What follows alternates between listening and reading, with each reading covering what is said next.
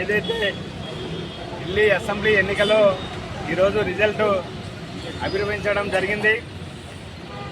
మొదటి నుంచి కూడా కౌంటింగ్ ప్రారంభప్పటి నుంచి కూడా ఏదైతే పోస్టల్ బ్యాలెట్లో మెజార్టీ స్థానాల్లో భారతీయ జనతా పార్టీ అదే ఊపుతోటి చివరి వరకు కూడా ఈరోజు సొంతం ఘనమైనటువంటి మెజార్టీతోటి భారతీయ జనతా పార్టీ ఢిల్లీ పీఠాన్ని అధిష్ఠించింది.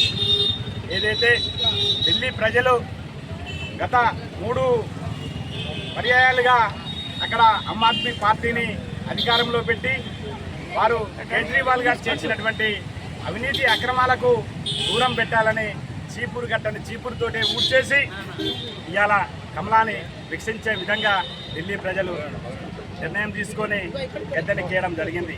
ఏదైతే గత 27 సంవత్సరాలుగా సుష్మా స్వరాజ్ గారు 98లో మా భారతీయ జనతా పార్టీ అధికారం కోల్పోయి కాంగ్రెస్, ఆ తర్వాత ఆమ్ ఆద్మీ పార్టీ నేడు తిరిగి మళ్ళీ 27 సంవత్సరాల సుదీర్ఘ కాలం తర్వాత భారతీయ జనతా పార్టీకి పట్టం కట్టడం జరిగింది.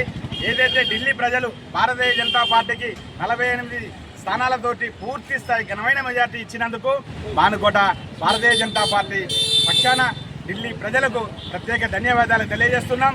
కనుక ఏదైతే ఈ ఢిల్లీ తీర్పు దేశవ్యాప్తంగా కూడా ఢిల్లీ తీర్పు ఇవ్వడం జరిగింది.